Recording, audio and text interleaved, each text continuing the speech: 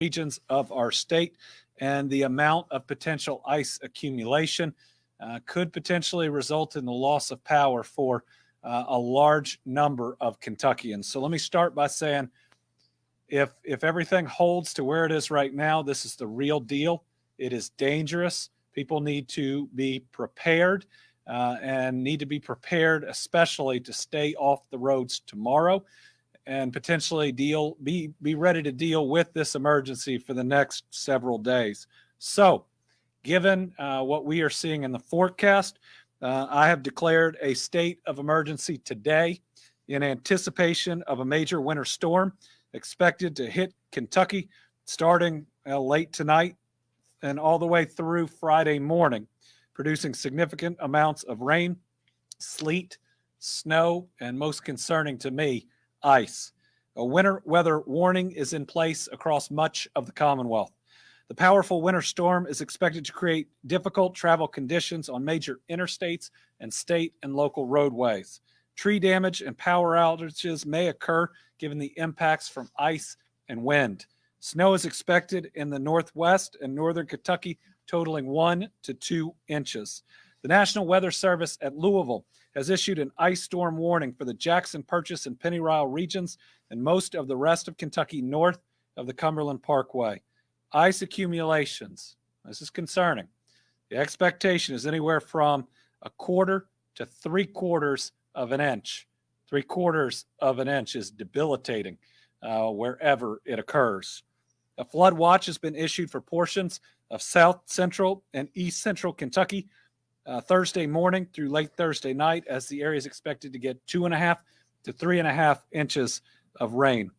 We've declared this state of emergency, and you will hear in a minute to pre-position transportation, National Guard, and Kentucky State Police along or near major interstates and other thoroughfares so that we can respond to emergency situations. This is something that is rarely done, but the predictions about this storm are, again, severe, and we want to be ready. Also, because of tomorrow's forecast and the fact that it is going to hit right before rush hour in many places, I'm closing state office buildings for tomorrow, Thursday, February 3rd, to keep thousands of state employees off the road and safe. These are people that I'm responsible for.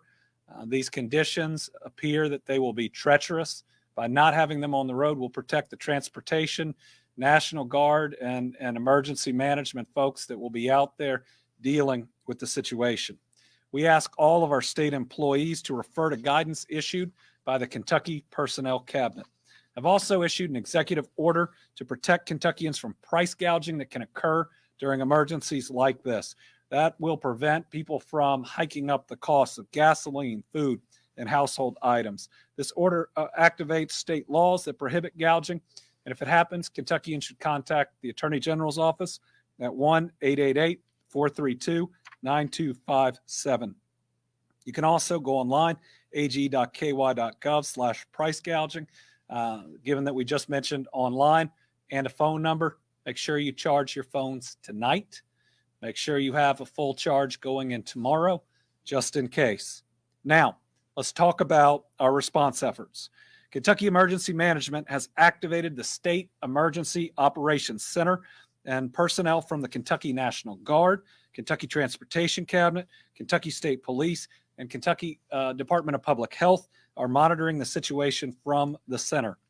Transportation Cabinet, the State Police, and the National Guard are actively preparing for the storm to be ready to respond. Secretary Gray and others will further discuss I think Director Dossett will discuss how the storm system will begin as rain, so roadways can't be pre-treated. And Secretary Gray will talk about this with brine and rock salt because it simply washes away. In other words, this isn't just a severe storm. The way it's coming in is going to make prevention of severe road conditions that much more difficult. It's also going to get really cold after it comes through. So let me make sure that I remind Kentuckians, if you have a generator, if you use it wrong, it can kill you. And if we go back to the last big ice storm, well, before the last one while I was governor, but under Governor Steve Beshear, almost everyone we lost was because they put the generator inside or not far enough from their homes. So please, if you have a generator, make sure it is far enough away from your home to where you are not pushing carbon monoxide in. That can and will kill you if it is too close to the house or inside. You can stay up to date by visiting snowky.ky.gov for snow and ice information, goky.ky.gov for traffic and roadway information. One of the biggest takeaways that we have had in the past for these events is if you could stay off the roadways, we prevent potential loss of life. We prevent people from being in emergency situations. We better protect all of our population, and we allow our road crews to get out there and do the work that they need. Certainly, I encourage businesses that can have their folks work remotely tomorrow to do so. Anybody working an essential job where you're going to have to go in, please, first of all, have a lot of time, a whole lot of time to get where you're going, but check the conditions before you get in the car and check in with your employer as well. We want everybody to be safe. So next we're going to hear from Director Dossett, and then we're going to hear from General Lamberton, and finally we're going to hear from Secretary Gray. So first, the guy who every time he tries to retire, there is another emergency, Director Michael Dossett.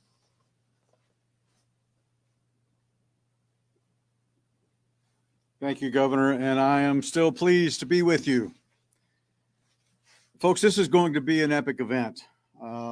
If you can put the slide up, I'll take you back in time to February of 2021. We had an ice storm. It was a bad storm.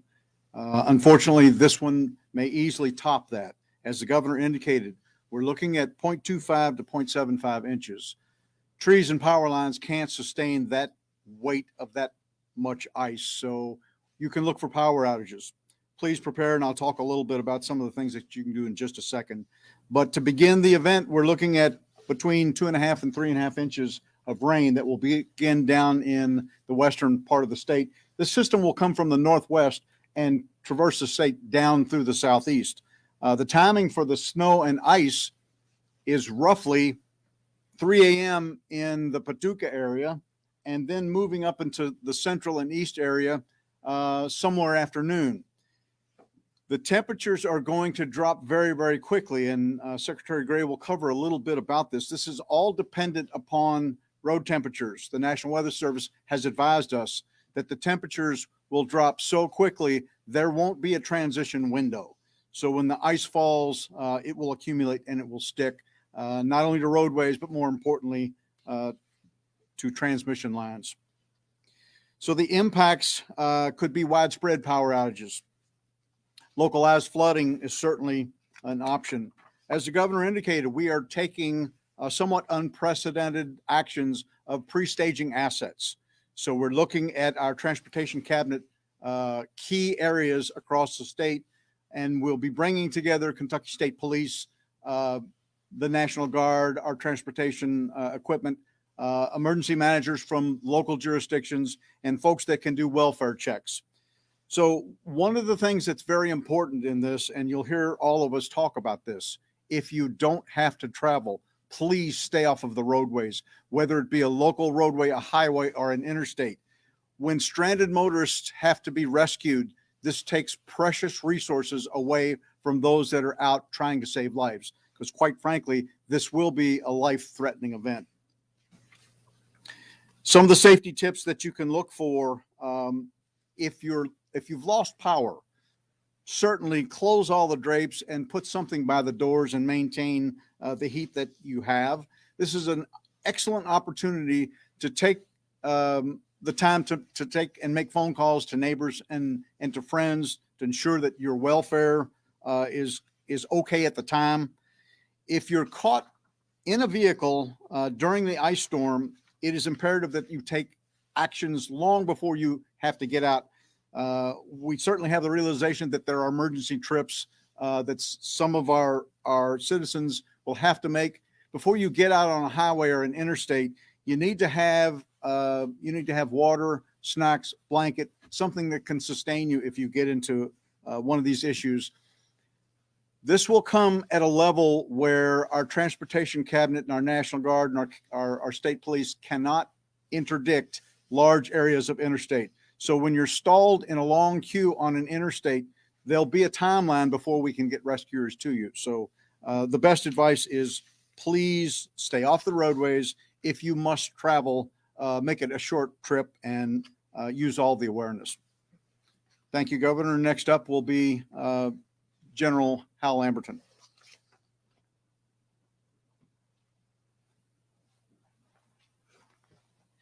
Thank you, Director Dawson. I appreciate it. As the governor's already alluded to, and it's the Kentucky National Guard working in conjunction with our partners out of emergency management, our partners out of the Department of Transportation in response to this ice storm that's upcoming at this junction.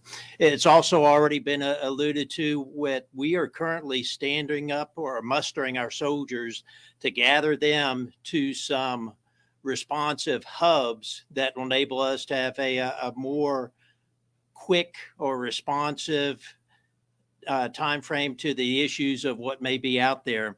As it's been suggested already, that as we come out and we'll be setting up along some of the key interstate locations, some of the areas of high trafficability, and in particular working with our partners out of the Department of Transportation to muster some of our vehicles that you may recall had been responsive in some of the previous storms that we've had. Some of our, what we call a Hemet tow truck.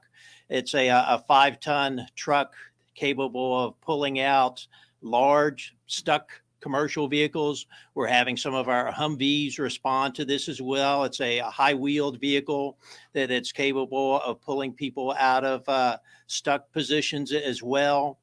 And the one thing I want to share as well, Director Dawson just alluded to it, I would consider this first phase kind of the response to the immediate ice storm that we're anticipating within the next 24 hours.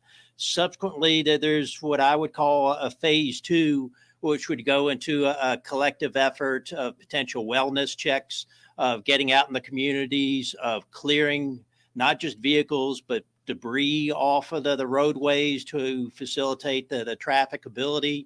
And then it's a forward phased operation from there. Having said this, I want to share with everybody as well that the guards, your guards' capability to respond in this manner does not take away from those other items that we're already responding to. Our soldiers, our airmen who are up in 44 medical facilities around the Commonwealth today will still be there.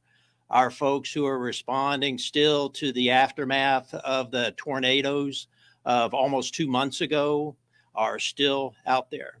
So this is just another aspect of your Kentucky National Guard being able to partner with the rest of the resources in our Commonwealth to address to the folks. And the uniqueness of this particular storm system enables us to pre-position ourselves in advance of the storm and just simply be more responsive to the entire Commonwealth.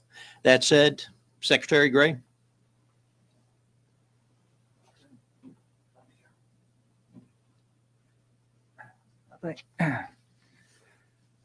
I think the general said it well, and it's appropriate to be have this Team Kentucky behind us, because that's exactly what this represents. And the word collaboration, when I think of all of these events, Governor, that we've had in the last several months and longer, that's the word that defines it. And it's teamwork and it's collaboration. And we all remember there's no I in teamwork. Governor, you said earlier, this is the real deal. And you're absolutely right about that. Nature can be generous and nature can be unforgiving.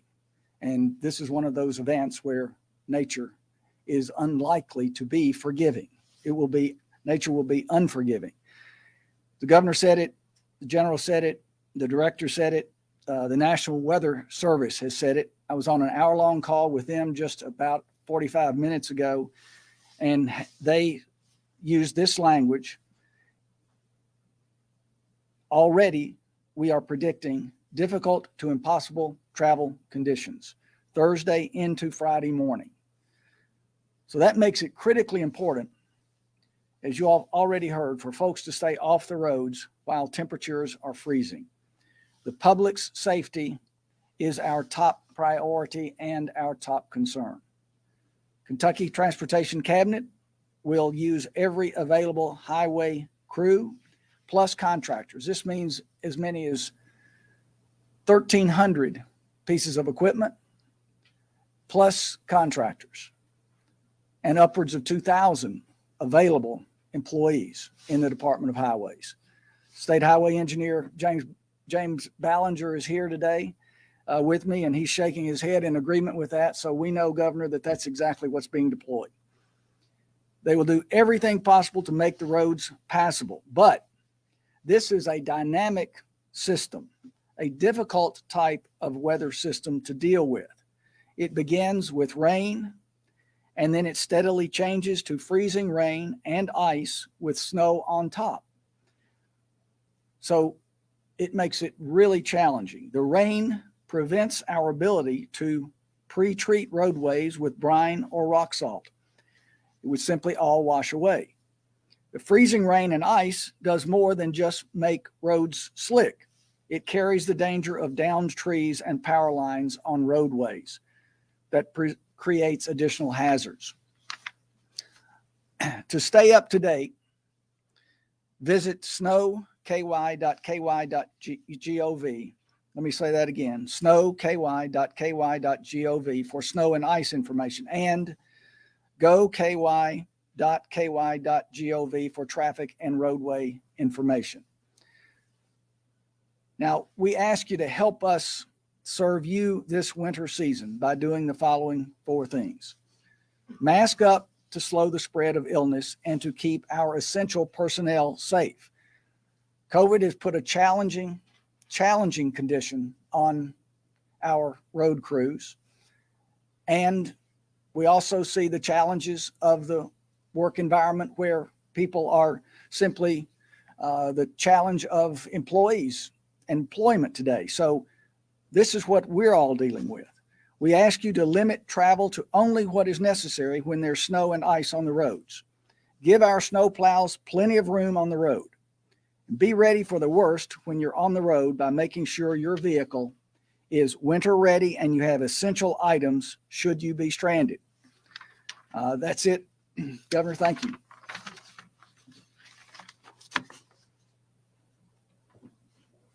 All right, we'll open it up to questions. We'll start with Bodie here in 110. Governor, you said this could affect travel for several days and folks should prepare for several days. Just about how long are you all expecting this to be an issue or problem? Well, in the very least, Thursday and Friday will be treacherous. The event is going to go through Friday. Then the question is, what did we get? What's the temperature and what's the ability to treat and ultimately clear those roadways? How many power lines do we have down? So, if this hits as hard as some of the previous ice storms, knocks out power, knocks down huge numbers of lines, we're going to be dealing with something longer than a couple days. We all hope it could be a 48-hour event. If it is, we'll all be pleased. But if it hits anywhere near what we're looking at, it's going to be longer depending on how hard an individual area is hit. The predictions for the purchase area are really rough at the moment. May I ask one quick Sure. follow-up? This may be for Director Dossett. How soon are you all anticipating right now that you all can begin to treat the roads once rain and everything starts? Once you're able to start treating? Well, certainly the rain will have to end, and then I believe as we're getting the freezing rain, James, we'll be out there treating at that time. So at the moment that they believe that it's not going to be washed out, that it's solid enough, they'll be out there. Now, how fast they can do it will depend in large part on how many other people are on the road, right? So if people will stay off the roads, they can treat them faster. Again, if we have down power lines and the rest, that's going to make it harder to treat and clear those roads. Karen? One from your one for Secretary Gray. I actually just got a text after you made the announcement. One school says they're going NTI. They're not even going to mess with it. Would you prefer that schools at this point do that tomorrow? Would that help? And then for Secretary Gray, because of COVID, how's staffing for the cruise? So I think schools need to take, in the very least, a real strong look at the timing of when this is going to hit. For many of them, it would hit when you're trying to get kids to school. For others, it would hit while you're trying to get kids home from school. I wouldn't close state office buildings if I didn't believe this was going to be a severe event.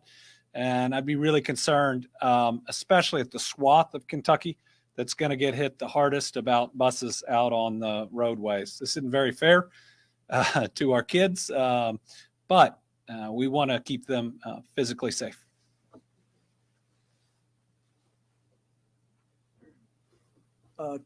Yeah, Karen, the good news is that the numbers of COVID infections are actually down in the cabinet. And so our crews, we are actually fully staffed today. And we have contractors in addition that are assisting us. So all prepared. All right. Mark Payne, welcome. Nope. Okay, Melissa Patrick. Hi, Governor. Mr. Gray's comments about COVID and encouraging people to wear masks sort of opens up the door for me to seek comment on Senator McConnell's floor speech today, saying it's time to wind down the COVID state of emergency, stating we have vaccines to prevent hospitalizations, level of risk is similar to other levels of risk, doesn't impact children much, and metrics are down. It's time to get back to normal. So I'm just seeking comment on his floor speech today around, is it time to get back to normal?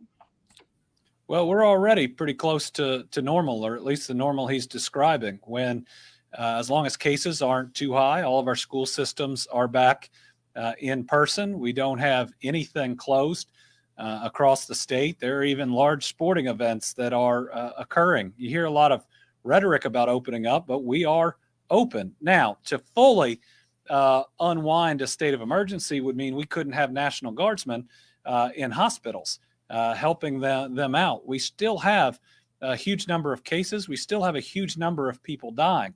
So I think that we can be in a new normal as hopefully cases continue to fall, where we make smart choices. But right now there's nothing closed in Kentucky. We've been open for business. We had our best year ever for business. We've had the largest budget surplus in our history, which we only have if people in business are doing better. So at some point we've got to get away from the rhetoric that seems to be used for political terms and address the reality of where we are, which is open, but also that there are still risks out there. And I think people are smart enough to be able to process both, right? That we need our economy open, our kids in school, which is happening at the same time. Wear a mask at a big sporting event, right? It's going to protect you. We can all do those things. And I am concerned about any comments that would lessen people getting vaccinated. We still need so many more to get vaccinated. Our vaccinations are slowing down, which is concerning. Certainly we need more people to get boosted as well. Maybe Senator McConnell was talking about other parts of the country that still have different actions in place, but here all we're trying to do is to be smart, to help our hospitals, to get more people tested and vaccinated. We're open. We've been open. We've been open for a long time. Austin Horn, Lexington Herald Leader. Thank you, Governor. Got a couple questions. I'm wondering if you guys have any numbers that you've compared this potential storm to 2020 and even 2003. And I'm also curious if there's a plan to have warming centers in the event of mass power outages. So numerous counties are preparing warming centers right now. I was at the county judge conference and had a number of those conversations. I got asked a question about 2003 earlier today, and I was thinking 1994 when we had one too, because I was 1994 prevented me from getting my driver's license for an extra week, which at the time, I guess I thought was unfair, but it's a major natural disaster.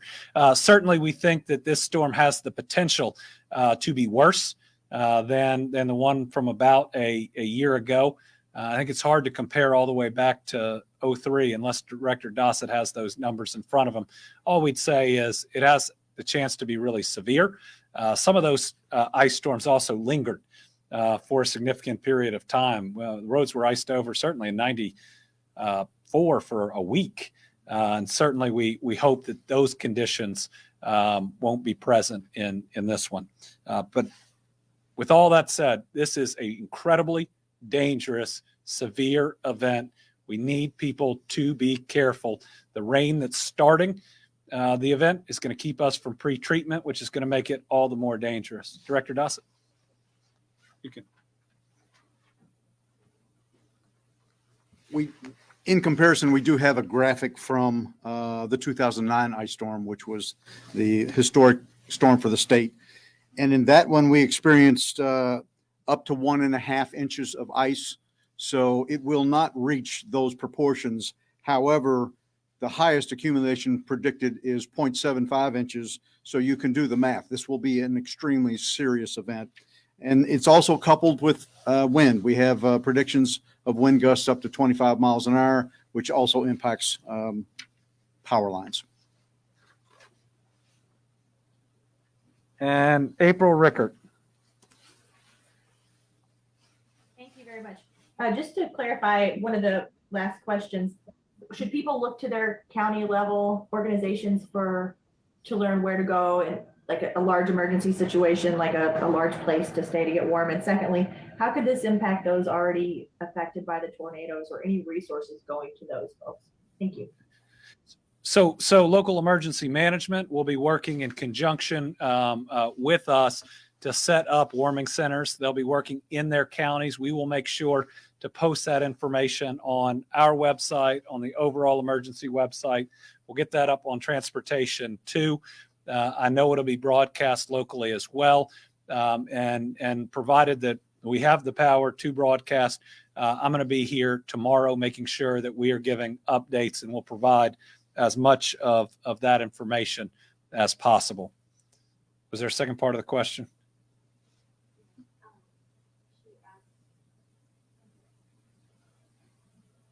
April, can you?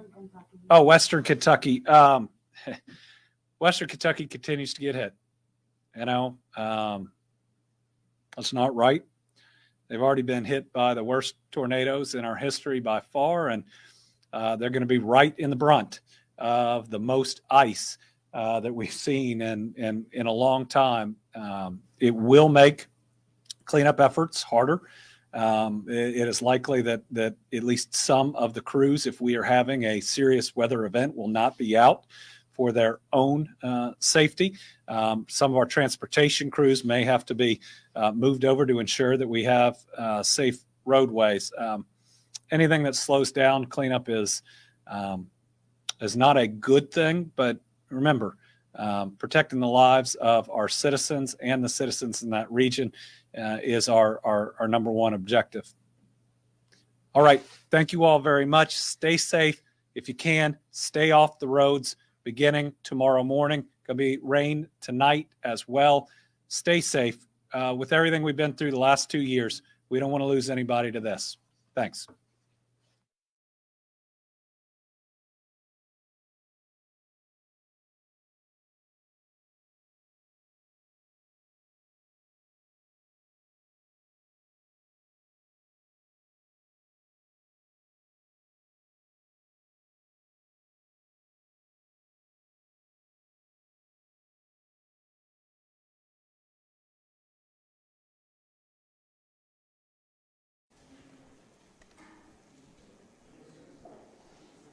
YouTube.